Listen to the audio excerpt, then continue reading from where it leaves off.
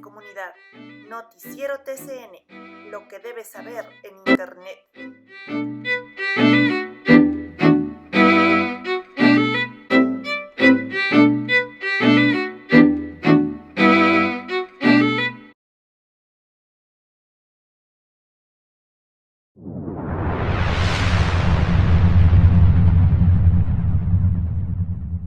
Unidad Educativa Alemán Ambato, educación de calidad. Nos enfocamos en el desarrollo integral, promoviendo el crecimiento intelectual, emocional y social. Inscripciones abiertas para el periodo académico 23-24. Llámanos al 099-5582956. Querida comunidad de TCN, Periodismo Digital, bienvenidos a una edición más del Noticiero TCN en este 22 de agosto, día martes 22 de agosto del año 2023. Estamos transmitiendo, como siempre, desde la ciudad de Ambato, capital de la provincia del Tungurahua, y sus 9 cantones, el cantón Baños de Aguasanta, Pelileo, Patate, Píllaro, Ceballos, Quero, Tizaleo y Mocha, y a través de la magia del Internet, de la revolución científico-tecnológica, para el Ecuador, Latinoamérica, Sudamérica, Iberoamérica y el mundo entero. Les invitamos siempre a seguirnos en nuestro portal www.thecreatinews.info y en nuestras redes sociales. Estamos tanto en el canal de YouTube como TCN Periodismo Digital, de igual manera en la red social Facebook TCN Periodismo Digital y en X.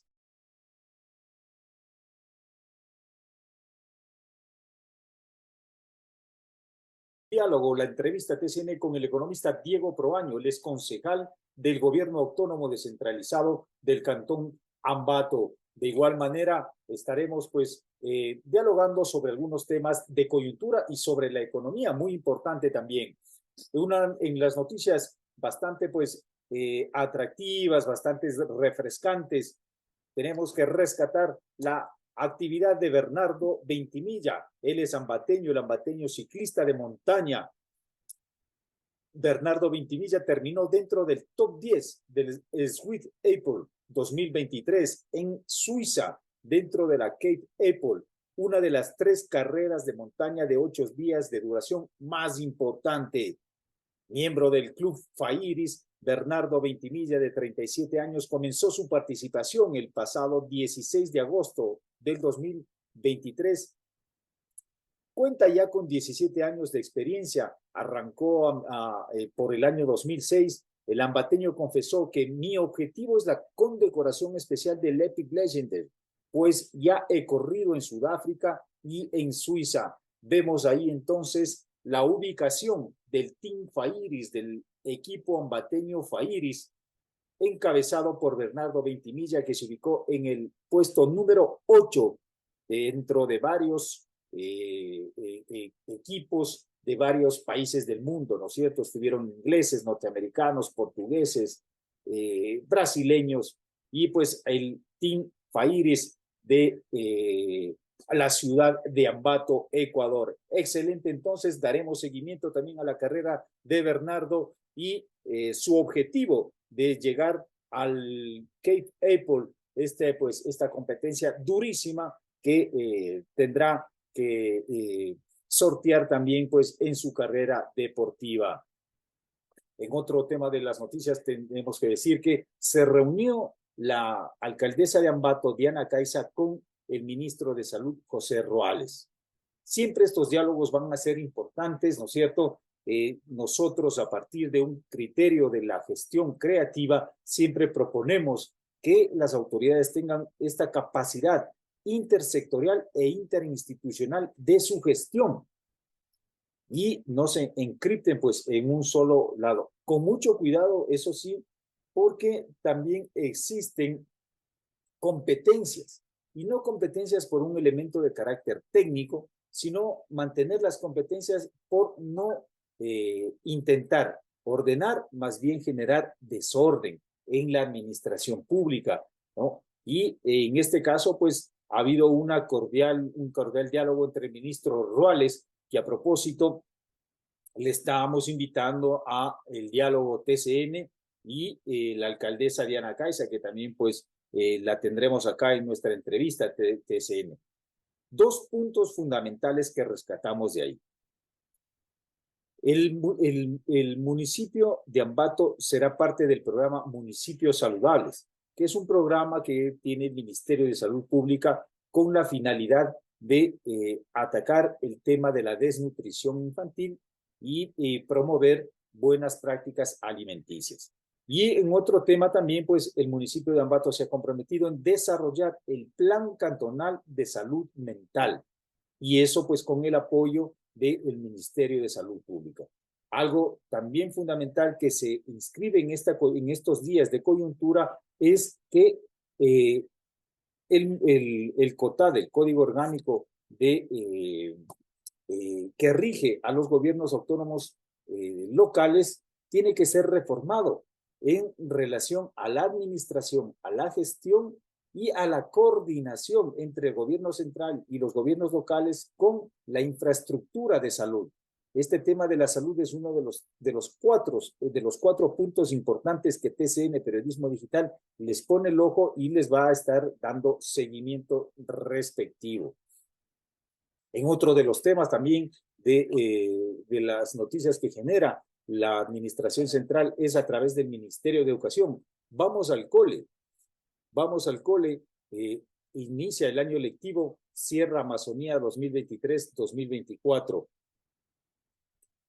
Más de 1.8 millones de estudiantes retornan a las aulas este 22 de agosto de manera escalonada. Tanto en recordemos que tenemos educación pública, regidas netamente por el Ministerio de Educación, educación particular o privada, ¿no? Y la educación fiscomisional o la educación municipal en algunos cantones del país. Esto va a ser de manera escalonada, pero arranca el día de hoy, 22 de agosto, de manera escalonada, hasta fines de este mes de agosto, es decir, 8 días, estarán pues todos los chicos de educación inicial, primaria y bachillerato en clases. Vamos al cole, inicio del año lectivo, cierra Amazonía 2023. Más de 1 millones de estudiantes retornan a las aulas desde el 22 de agosto de manera escalonada. Recordemos también que el bachillerato inicial entra el 22 de agosto, octavo, noveno y décimo de básica y preparatoria. Primer año de educación general básica, el 23 de agosto. Educación general básica media, quinto, sexto, séptimo. Educación general básica elemental, segundo, tercero y cuarto, el 24 de agosto. El año escolar funcionará en esta oportunidad por trimestres, desde fines de agosto hasta el 24 de noviembre. Desde el 24 de noviembre hasta el 8 de marzo y del 8 de marzo hasta el 20 de junio.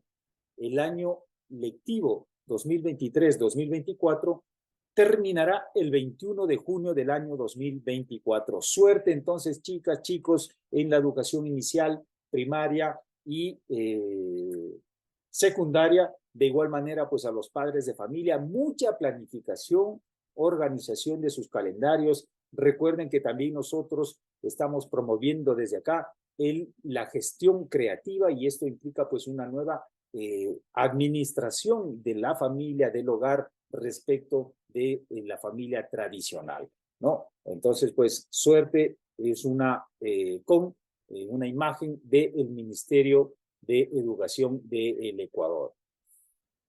Ya en otros temas, en los temas de carácter electoral, tenemos que revisar cómo mismo quedó ya los porcentajes finales. Luisa González de la Revolución Ciudadana, de la Revolución Ciudadana o del correísmo. Recuerden que Revolución Ciudadana son las iniciales de Rafael Correa, ¿no? Entonces, por eso se les llama correísmo o el rafaelismo debería ser, ¿no? Terminó finalmente con un 33.24%, y Daniel Noboa con un 23.78%, que podríamos cerrarle en un 33% y un 24%. Son 9 puntos de diferencia que tendrían que disputarse en la segunda vuelta. 9 puntos de diferencia. Sin embargo, asumimos de que Bolívar Armijos, muy cercano, él ha confesado ser un amigo y admirador incluso de Rafael Correa, que tiene un punto 35%, sumaría a lo de Luisa González, Javier Hervas, que prácticamente pues su votación de medio punto se dispersa, no hay un voto orgánico. La votación de Yacu Pérez con un 3% muy repartido, un 3% retaseado entre 4 organizaciones que concluyeron allí, el Partido Socialista, Somos Agua, Democracia Sí, Unidad Popular, tienen que entre 4 organizaciones, todas de estructura nacional, repartirse un 3%. Entonces, pues está muy disperso también el tema ahí. Y lo de Otto Sonnenhösner, sin una votación de carácter orgánica, ahí más bien tendrían que hacer un balance entre quién ganó, Otto Sonnenhösner o el Partido Avanza, porque el Partido Avanza prácticamente le usa a Otto Sonnenhösner para intentar sobrevivir y estar en el padrón electoral, pero no ha ganado nada definitivamente el Partido Avanza, y es de las organizaciones que están estorbando en la democracia ecuatoriana, estorbando en el Estado de sujetos políticos del Consejo Nacional Electoral. Entonces, pues ya definitivamente, sin un origen de carácter ideológico, político, con una demagogia constante que hablan de la socialdemocracia y no actúan de tal manera. Es decir, son estructuras que ya pues definitivamente tienen que aceptar de que su proceso, su momento histórico nunca fue o ya pasó. En el caso de Jan Topi, que realizó una campaña pues muy buena, se le ha visto que no ha tenido un reflujo en estas 48 horas luego de las elecciones. Sin embargo, Jan Topi, en lo personal, debería tomar en cuenta de que tiene futuro político, y a las organizaciones que han estado alrededor no les ha ido mal, definitivamente. El Partido Social Cristiano pone algunas curules en la Asamblea Legislativa, es decir, dentro de los partidos tradicionales es el que tiene más vigencia, no tiene un proceso de vanguardia, no tiene un proceso de horizonte, su nicho de carácter ideológico y electoral está muy retaseado, también muy discutido, muy peleado, no es vanguardia en su sector.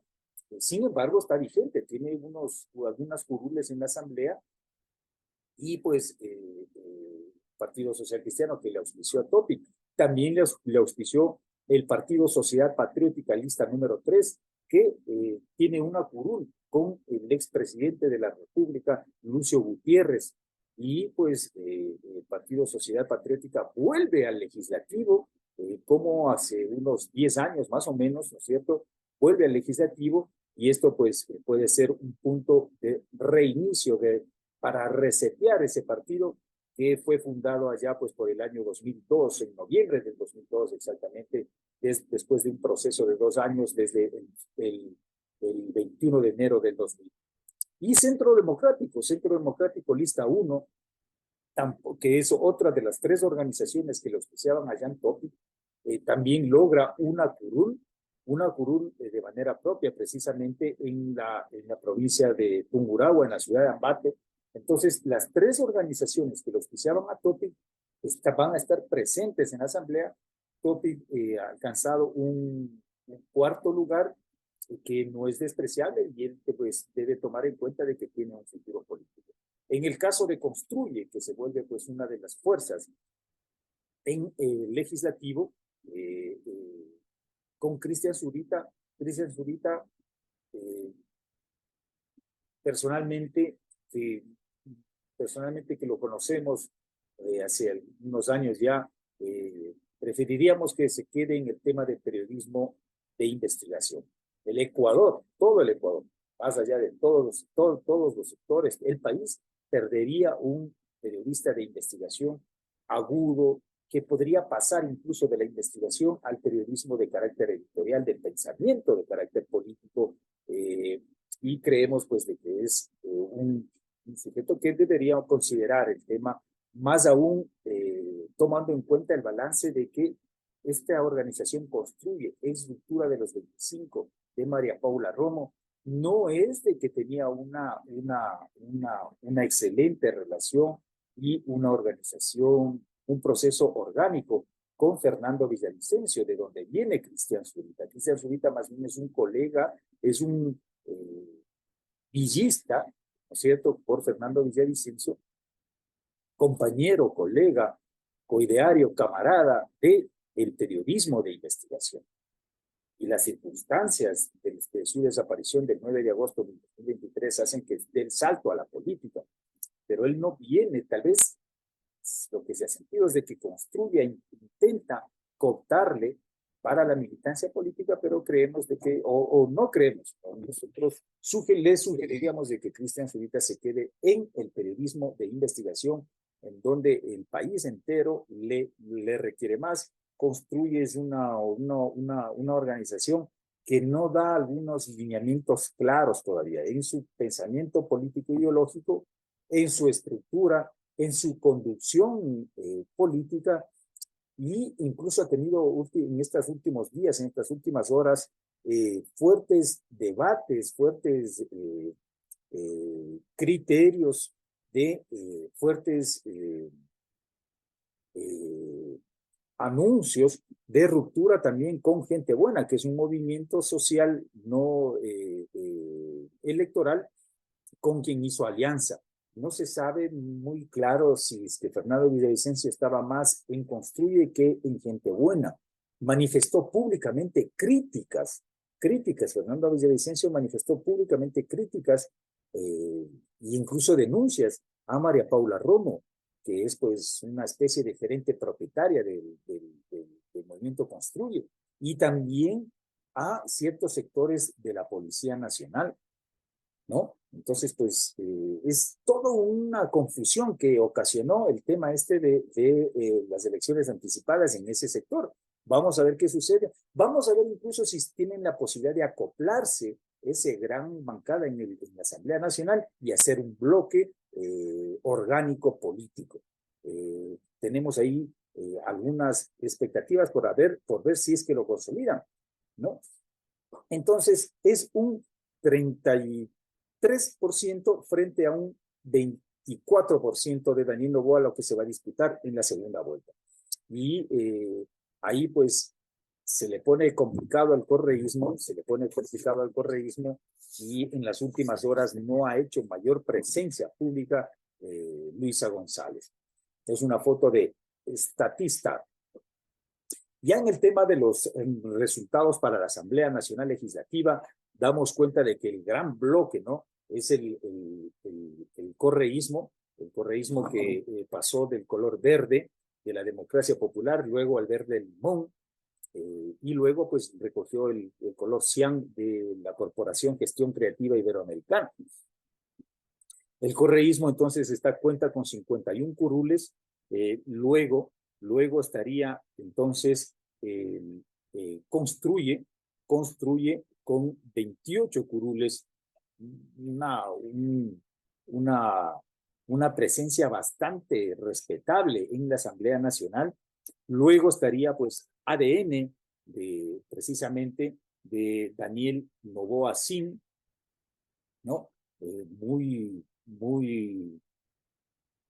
Muy equilibrado también esos 12, pero sin embargo pues es un salto significativo. Recordemos que Daniel Noboa estuvo solo prácticamente en la asamblea anterior, era una única curul, y pues ahora tendría presencia de 12 asambleístas. El Partido Social Cristiano con 17, lo que señalábamos, ¿no? El Partido Social Cristiano pues no le ha ido, no es respetable el resultado de carácter electoral a propósito de la alianza o de la relación que tuvo con Jack Topic, tomando en cuenta que aquí hay algunos cuadros que no lograron entrar en el Partido Social Cristiano, ¿no?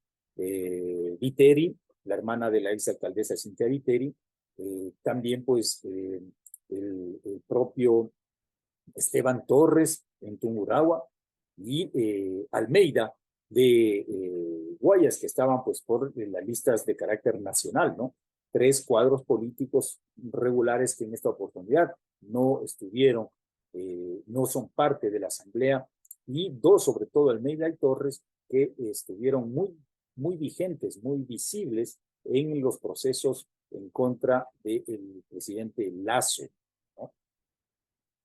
Que ya vamos a tocar ese tema. Luego también tenemos a Cuemos con 7, Pachacuti con 4, Centro Democrático con 1, el Partido Sociedad Patriótica con 1, Claro que se puede con 3, Claro que se puede con 3, el Movimiento Amigo con 1, los movimientos locales con 6, 6 de los movimientos locales, y 4 curules que todavía están en disputa por los problemas, como no podía ser de otra manera, en la administración de Diana Tamaín y de sus vocales.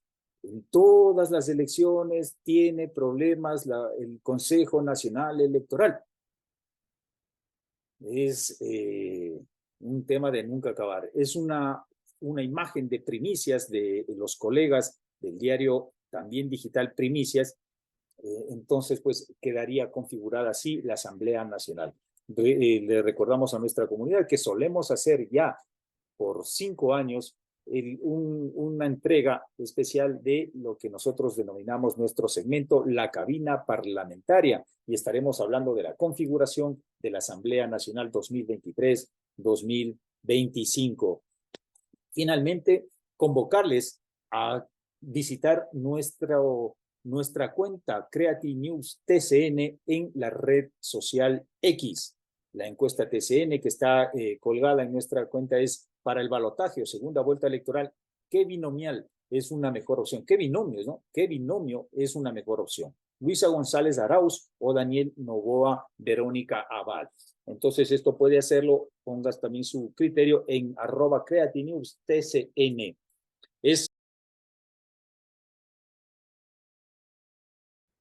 Querida comunidad de TCN Periodismo Digital, estamos una vez más en nuestro segmento La Entrevista TCN, en esta oportunidad conversando con el economista Diego Proaño. Él es miembro del gobierno autónomo descentralizado del Cantón Ambato, precisamente del cuerpo colegiado de los ediles, de los concejales, y queremos pues agradecerle estos minutos que nos ha concedido para conversar un poquito sobre el tema del municipio y también la coyuntura actual. Economista Diego Proaño, qué gusto, bienvenido a TCN Periodismo Digital una vez más. Y claro, la primera interrogante que se nos viene es: usted es miembro de las comisiones de igualdad, de género, cultura, educación, también en el tema de relaciones internacionales. ¿Qué nos puede comentar de aquellos hitos en estos meses en que arrancó la administración actual? Bienvenido, por favor. Un saludo cordial, muchas gracias por la entrevista. Saludos a los ambateños. Bueno, en realidad, más bien yo quisiera corregir el tema de las comisiones que yo participo.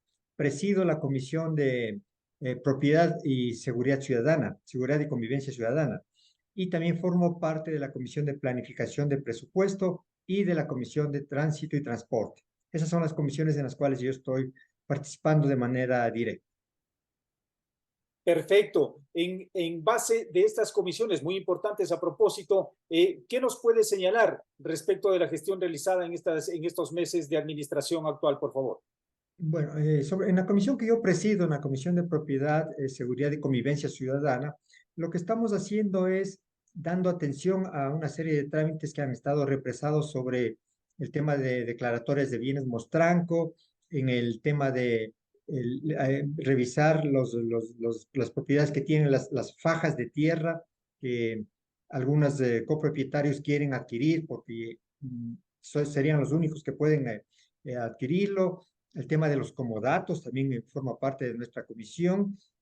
Hoy estamos justamente tratando que los comodatos que se han dado en toda la ciudad de Ambato estén cumpliendo el objetivo para el cual se entregaron, es decir, el servicio a un gremio legalmente constituido y además a la colectividad, a la ciudadanía de ese entorno donde está funcionando el comodato y que no tenga fines de lucro.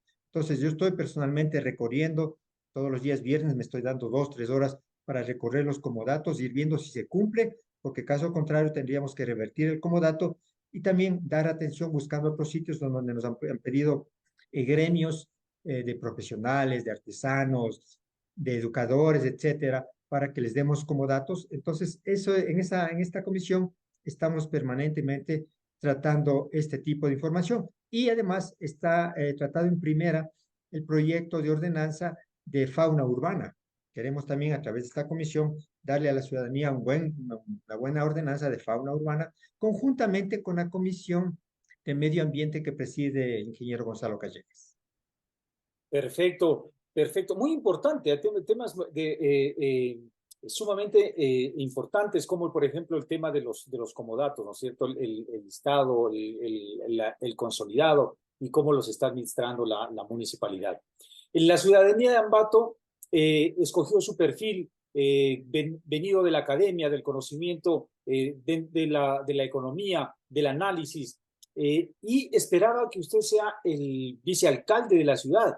¿Qué pasó en este tema, mi estimado economista Diego Proaño?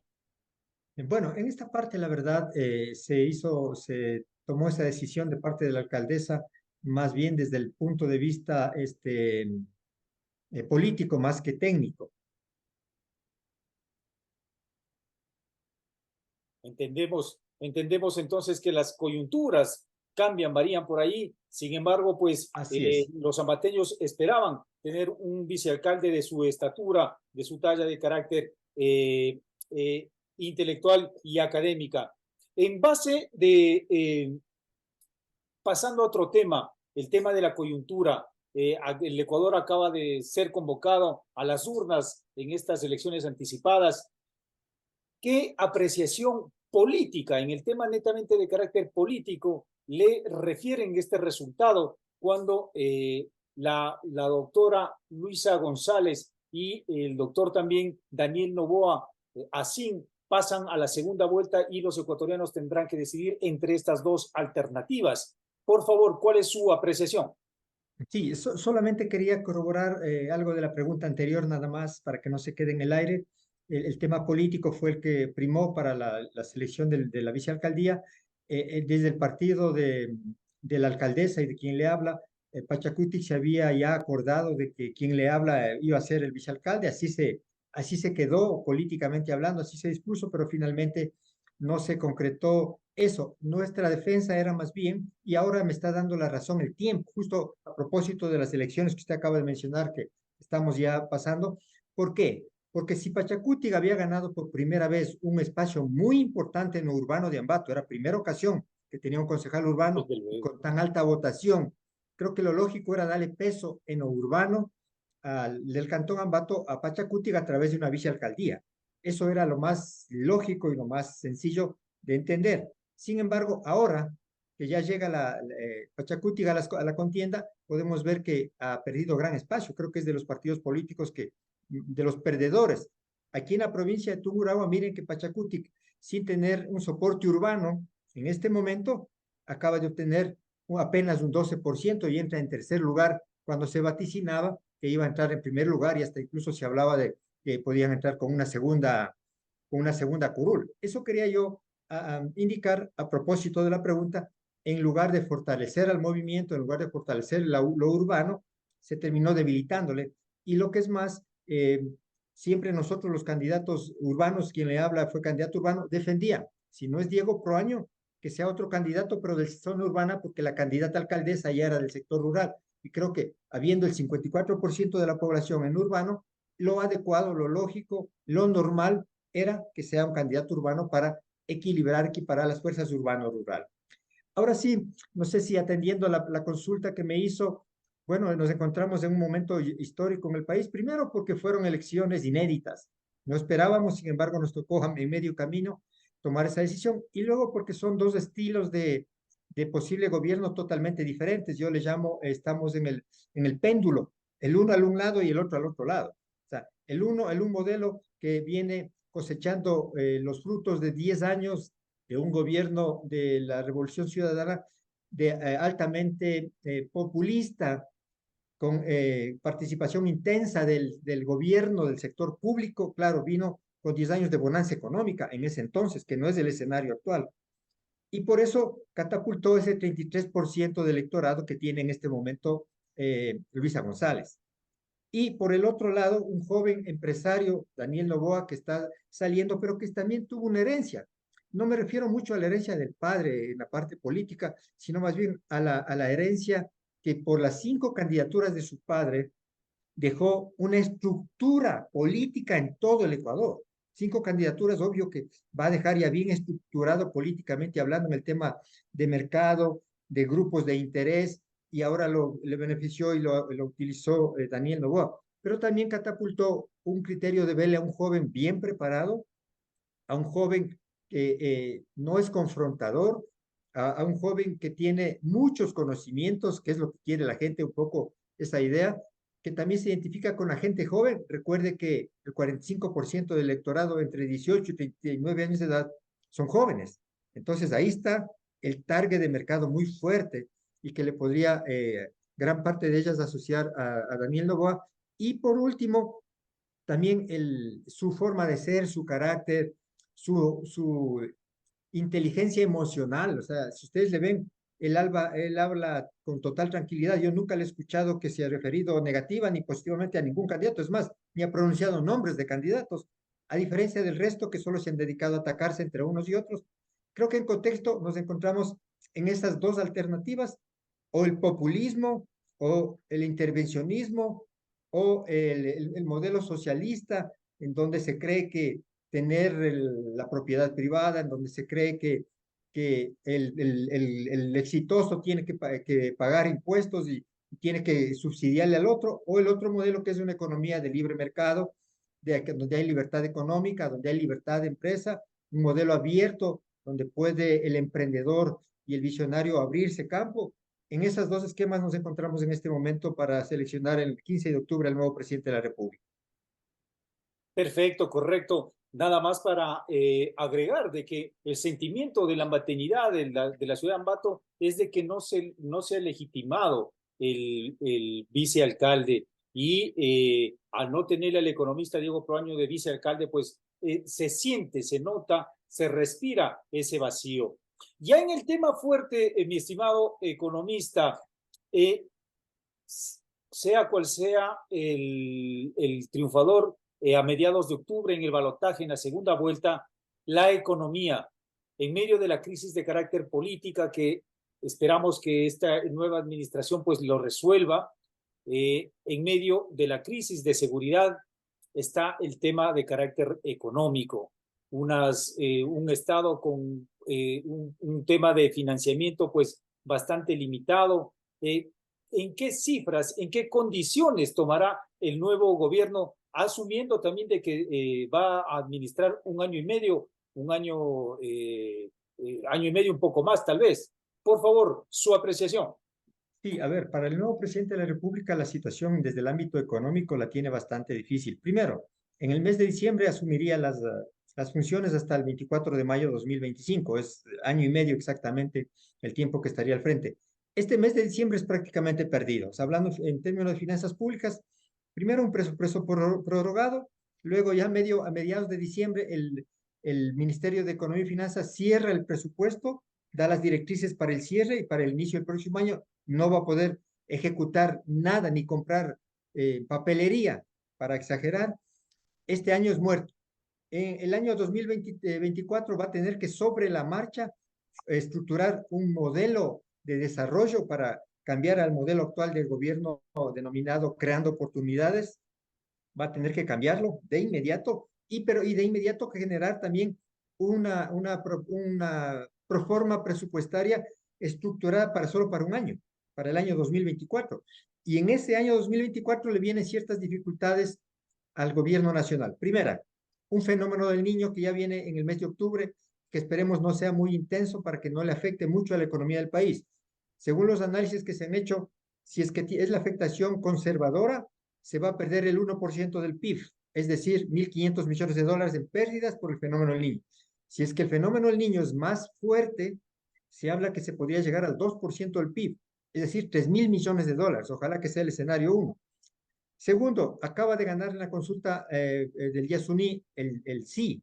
Significa que se tiene que dejar de explotar los bloques que en este momento representan el 12% de la producción y exportación petrolera, y en dólares, 1.200 millones de dólares menos que va a percibir el Estado a través de la cuenta única del Tesoro Nacional que le alimenta el presupuesto general del Estado. Ya van dos ítems.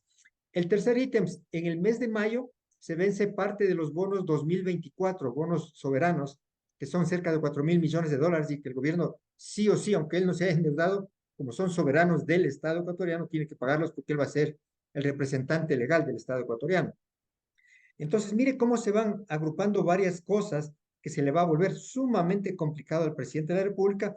Si a eso le adicionamos la nueva estructura de la Asamblea Nacional, que ya prácticamente se ha visto, mayoría de correísta, me parece que son 50 curules que va a ocupar el correísmo, construye 28 curules, es decir, o sea, va a estar fragmentado y va a estar difícilmente, la gobernabilidad va a volverse más difícil para si es que en caso gane el gobierno de Daniel Noboa, un poco menos complicado en el tema de gobernabilidad para el tema de Luisa González. Entonces, tanto la parte financiera como la parte política va a estar sumamente complicado para el gobierno que le toque administrar desde el mes de diciembre el Ecuador. Perfecto, en esas condiciones, pues es importante tomar asunto, porque más allá de la campaña política, que es un tema casi en nuestros países de carácter emocional, también hay que verlo de manera objetiva, y el objetivo pues está en el tema financiero, en el tema económico. Ahora, este día se ha mostrado un cierto estabilidad, una baja en lo que se denomina esta categoría del riesgo país. El riesgo país tendría un mejor equilibrio, una mejor calificación con la figura de Daniel Noboa, dicen los comentarios de los analistas financieros de los periódicos de hoy, mi estimado economista. ¿Qué comentario le refiere? Así es, exactamente. El tema de que Daniel Noboa pase a la segunda vuelta y con una buena opción de ganar las elecciones en el balotaje en la segunda vuelta el 15 de octubre, ha hecho que la comunidad internacional, la comunidad financiera internacional le vea con buenos ojos y más bien se detenga, y el riesgo país en realidad ha empezado a reducirse un poco, porque hay esa opción. Si es que se llega a dar el triunfo, seguramente va a bajar aún más el riesgo país. Además, el tema de riesgo país viene asociado a otras cosas, a la inversión extranjera, a los créditos internacionales, al monto de las tasas de interés que nos dan los créditos y hasta, digo yo, hasta las remesas que mandan nuestros familiares migrantes desde el exterior acá al país. Un país de alto riesgo, nadie se va a arriesgar. De hecho, este momento, con la situación que vive el gobierno de Guillermo Lasso, ni la inversión local, nadie quiere invertir, está la expectativa, la espera. Alguien que se iba a poner un negocio, un bazar, una cafetería, un restaurante, y se iba a hacer un crédito bancario, está esperando a ver quién llega a la presidencia, qué acciones toma para ver si me animo o no. Si el local hace eso, ¿qué esperamos entonces que el inversionista extranjero traiga los recursos? Entonces, por el momento, hasta el día de hoy, al menos la primera reacción de las calificadoras de riesgo internacionales de riesgo país no han incrementado el riesgo país, más bien ha bajado un poco de lo que empezó el día de ayer. Correcto, estamos conversando con el economista Diego Proaño, él es concejal del Gobierno Autónomo Descentralizado del Cantón Ambato, agradeciéndole estos minutos y quisiéramos tocar algunos otros temas, se nos ha ido el tiempo.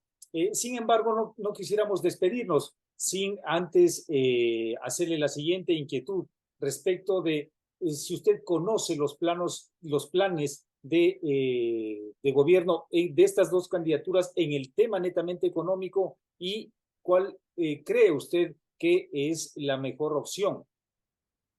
A ver, son dos modelos totalmente diferentes, como manifestaba.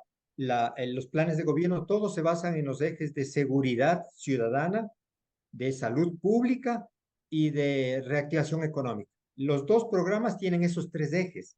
Claro, el uno lo trata de llevar con un modelo, me refiero al de Luisa González, un modelo bastante populista. Ella misma lo ha dicho, mi principal asesor será Rafael Correa, ya lo ha dicho públicamente. Incluso algún rato cometió un error al decir su candidato a vicepresidente el tema de que podríamos cambiar incluso para dinamizar la economía con los ecudólares. Ecuadolarización. Exacto, los ecudólares y hacerlo virtual para que se emitan solo virtualmente. Lo llegó a decir que es una suerte de salida de dolarización. Entonces, el modelo que se va a seguir es un modelo de gasto público alto. Ese es el modelo populista, en donde todo lo que se tenga se gasta. Incluso se habló de que se va a utilizar la Reserva Monetaria Internacional, que son cerca de 8.000 millones de dólares, y se utilizaría para muchos otros fines. Y esa parte es lo que hizo el gobierno de Rafael Correa, poner, como él decía, toda la carne en el asador y gastar el dinero en obra pública, en inversión social, en reactivación a través de ese mecanismo, gasto público, excesivo gasto público, participación a ultranzas del sector público. La preocupación ahí es que se cierran las puertas al sector privado y al sector externo, como ya nos pasó. Y el otro modelo que busca lo mismo, seguridad ciudadana, reactivación económica, salud pública, en cambio se basa en un modelo de una economía abierta, una economía de libre mercado, una libertad económica en donde más bien la propuesta es generar créditos blandos con tasas de interés más baratas, hacer política pública de importación de materia prima e insumos para productos elaborados en el Ecuador y de industrialización de la producción nacional, que eso lo sabe muy bien Daniel Noboa por el tema familiar, de industrializar la producción primaria de café, cacao, banano, flores, y mandar ya productos industrializados al exterior. Esas son las dos esquemas que están planteando los dos candidatos a la finales a la presidencia de la República. Perfecto. Insistiendo pues en el agradecimiento, mi estimado economista Diego Proaño, ya sabe que estamos a las órdenes en TCN Periodismo Digital, esperamos que no sea la última. No quisiéramos dejar pasar esta interrogante que quisiéramos compartir con usted. ¿Existen en el Ecuador economías paralelas? ¿Existe esto por el tema de la violencia, del narcotráfico? Se puede hablar de que el Ecuador, a propósito de la dolarización, es un escenario de lavado de dólares. Sí, es un escenario más vulnerable por estar dolarizados, por estar oficialmente dolarizados. Se vuelve mucho más fácil inyectar dólares de actividades ilícitas a un modelo en donde todo se paga en dólares. Se pagan los sueldos, los impuestos, los servicios básicos, todo es en dólares. Es fácil penetrar incluso las cuentas en dólares, pero esa parte nos ha puesto muy vulnerables, que es diferente a un país en donde tengo otra moneda y de pronto asomen cuentas de altas cifras de dólares, es fácilmente detectable. Esa parte sí existen situaciones paralelas, se ha hablado mucho de lavado de activos, mismo aquí en el Ecuador, la UAF está atrás de ciertas organizaciones, de ciertos personajes que no han podido justificar de dónde provienen sus fondos. Entonces, sí, existe ese tipo de economías paralelas, se hacen a través de negocios lícitos, de actividades que aparentemente ante los ojos de la ciudadanía son normales, pero que finalmente lo que se está es poniendo dinero en la economía dolarizada con más facilidad que si se pondría en otras economías que no circula el dólar como moneda oficial. Perfecto, muchísimas gracias, estimado señor concejal. Estaremos pues a propósito de estos temas, vendrá pues el cierre y te conoceremos también la decisión de los ecuatorianos y volveremos a convocarle, además de los temas puntuales en su labor de legislador también y fiscalizador en el municipio de Ambato. En su despedida, por favor. Muchas gracias y bueno, les pido a los ecuatorianos realmente que con mucho tino, con mucha inteligencia, con mucha sabiduría, no con el corazón, sino más bien con mucha inteligencia y sapiencia, veamos lo mejor para nosotros, para nuestros hijos, depende de muchas cosas, nuestra seguridad, nuestro empleo, nuestra salud. Tomemos la mejor decisión y por supuesto sigamos apostándole, como siempre al Ecuador, dejémosle como la última alternativa, emigrar del país y ojalá que en todo momento siempre será mejor apostar e invertir en nuestro país. Nuestro segmento del editorial de esta jornada del 22 de agosto del 2023 Tenemos que hablar respecto de los dos binomios que el pueblo del Ecuador ha elegido para el balotaje o la segunda vuelta el próximo 15 de octubre de este año. En primer lugar, pues Luisa González, Andrés Arauz con un 33% pasan a la segunda vuelta. Ellos vienen del proceso de lo que se denomina el correísmo, que formalmente lo relacionan con la Revolución Ciudadana, pero que estos son las siglas de Rafael Correa y pues fundamentalmente significan rafaelismo, correísmo.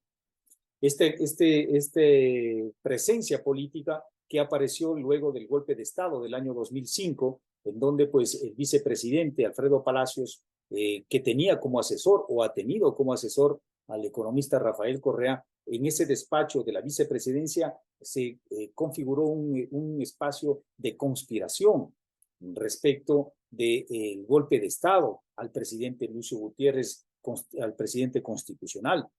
En ese momento, pues, se unen sectores como el de Rodrigo Borja, de la Izquierda Democrática, la partidocracia con el Partido Social Cristiano, conspiran con algunos generales del ejército y llegan al golpe de Estado del 2005. El 21 de abril de ese año, Alfredo Palacio es posicionado como presidente de la República con el apoyo, la venia de las Fuerzas Armadas, y nombra como ministro de Finanzas a un desconocido Rafael Correa Delgado.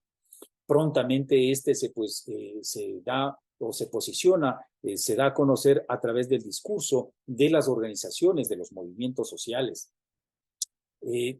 Este periodo entonces del golpista Alfredo Palacios tenía que culminar el periodo administrativo del presidente constitucional Lucio Gutiérrez y se convoca a elecciones presidenciales.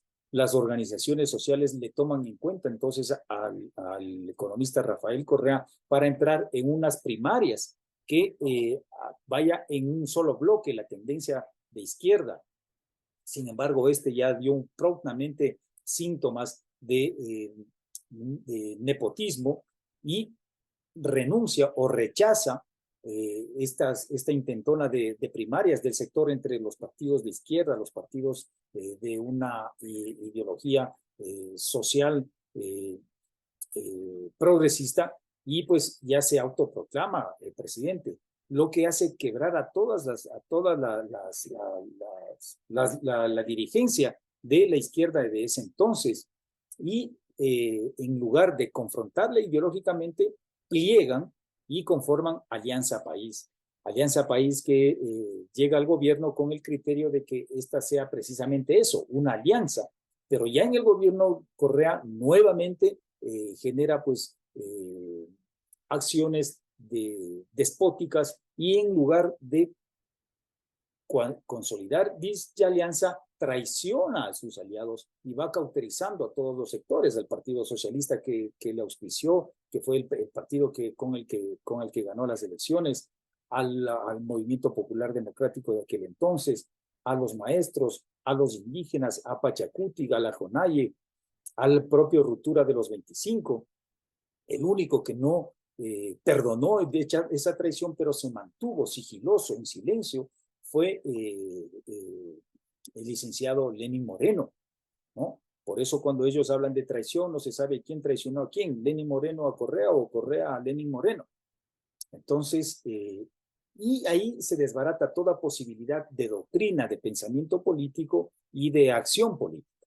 El correísmo entonces no es más que la representación del caudillo, de esa figura caudillista, que por nuestra información política que tenemos, se considera que dentro de su buró ya el propio Rafael Correa tiene menos posibilidad de acción y de reacción política, que es lo que suele suceder cuando los caudillos están en el exilio.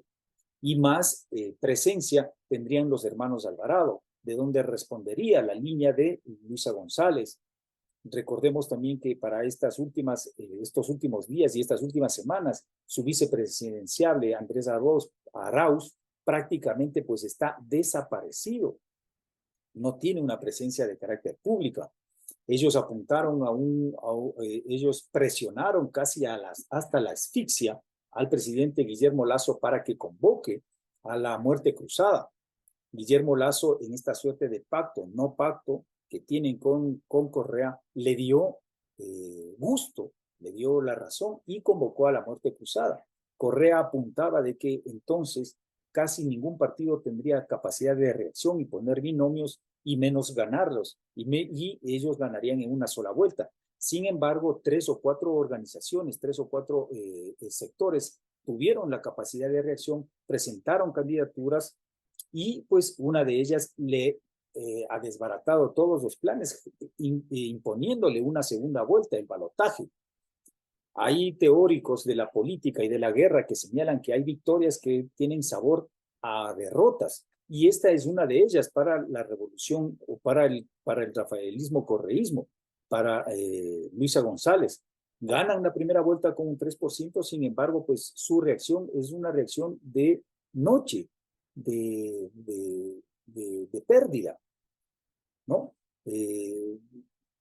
Ganan sintiéndose derrotados, precisamente porque sus bases vieron que no fue posible una sola vuelta, que no es posible de que su binomio se consolide, que sus estructuras no están sólidamente disciplinadas y férreas como lo señalan. Tienen un voto duro, sí.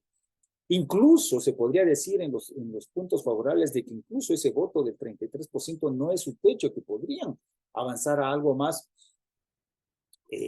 Pero sus candidatos también se les nota muy estresados, son prácticamente unos ventrículos que realizan el papel que les dictamina el caudillo, y si no lo hacen, pues en ese guión estricto, son fuertemente llamados la atención o fuertemente zamarreados. Enfrentar un balotaje así, pues está muy complicado. Sostener, incluso ampliar o doblar o multiplicar ese 33%. En el caso de Daniel Noboa, pues es un fenómeno actual, todo lo contrario, ¿no? Viene también de derrotas. Recordemos que su padre en cinco campañas electorales, en 5 o 6, ha dejado una estructura, una base social, al menos desde donde arrancar, ¿no? Y ya en el 98, Álvaro Noboa enfrentó la candidatura presidencial con Alfredo Castillo, un cuadro formado en la Europa del Este, en la Alemania del Este, miembro del Partido Comunista Ecuatoriano, un sociólogo bastante agudo y bastante teórico de las estructuras políticas y económicas de toda la modernidad. Y ahí plantearon un programa de gobierno de alianza de clases, es decir, entre la burguesía industrial y los trabajadores, los obreros, el proletariado, los dos únicos sectores que no han gobernado el Ecuador. ¿Cómo sí lo han hecho? Aquí han gobernado, han sido presidentes médicos, abogados, economistas, la derecha, la izquierda, militares, civiles, triunviratos, etc. Los que no han gobernado han sido la burguesía industrial y los obreros, los trabajadores. Y no lo han sido precisamente porque ya en el siglo pasado, en el siglo XX, a Luis Noboa Naranjo, el mayor industrial del Ecuador, se le propuso, abuelo de Daniel Noboa, se le propuso ser presidente, y él prefirió pues de que ese tema, ese mundo, esas artes, esos vericuetos que tiene la ciencia de la política a través de la historia de la humanidad, preferiría hacer lo que dice la Biblia: no comer del árbol de la sabiduría, y mantenerse en su espacio seguro de la industria, de las empresas, del ciento de empresas y las exportaciones, del mayor capital que ha conocido el Ecuador en su república.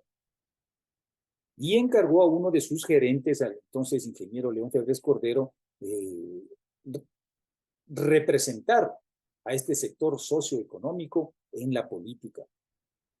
Pero Febres Cordero no dejó de ser también un populismo. Como populismo también es el gobierno de Guillermo Lasso, que a pesar de venir de la banca no representa lo que dice representar o lo que quisiera representar, que es la burguesía. Porque el capital especulativo es precisamente no representa una identidad de clase, sino una especulación social en el entorno de un país. Y hay contradicciones muy fuertes entre el capital especulativo bancario y el capital productivo industrial, que representaría Noboa. Y si es que Noboa tiene este criterio de reconstruir ese criterio de alianza de clases sociales, es una verdadera alternativa histórica para consolidar la República del Ecuador o para enfrentarle a entrar a mediados de siglo en posibilidades incluso de su disolución como república. Esto en el entorno histórico. Ya en el entorno particular, Daniel Noboa da un salto, pues primero siendo un solo asambleísta, ahora tiene 12 asambleístas en el legislativo, representa o está cargado de 3 elementos del voto fundamentales, que es ese 20% que se mantuvo o que los tecnócratas de las encuestas llaman indecisos, que no son indecisos, están mal nombrados. Y ese 20% se decide al final, el propio 20 de agosto se decide por Daniel Noboa, arrastra el voto de la juventud y el voto femenino. Se ha portado y ya ha demostrado en estas últimas 24 horas con bastante solvencia, incluso ha dicho que está esperando, gustoso y ansioso incluso de entrar en un debate personal, personal en cuanto al vis a vis, no de temas personales, con Luisa González. Demostró de que en un proceso de formación y de preparación, y él mismo lo ha admitido, de que se preparó 3 días y 3 noches encerrado para el debate. Eso quiere decir de que está en capacidad intelectual y de inteligencia emocional para trabajar bajo presión. Lo que no sucede con Luisa González, que se le ve muy espontánea cuando a veces se vuelve ella. Pero cuando ya se le presiona para que cumpla el papel que se le exige desde el caudillismo, se pone nerviosa. Y su inteligencia emocional pues se dificulta. Son elementos bastante fundamentales con los cuales el Ecuador tendrá que decidir el próximo 15 de octubre. El uno está en crecimiento y el otro está en avanzada. Tanto representantes, dirigentes de Construye, que serían la tercera fuerza, como también el propio Yacu Pérez han dicho que no irán con el correísmo. Entonces, sostener ese 33%, sumarlo, multiplicarlo, doblarlo, está muy complicado.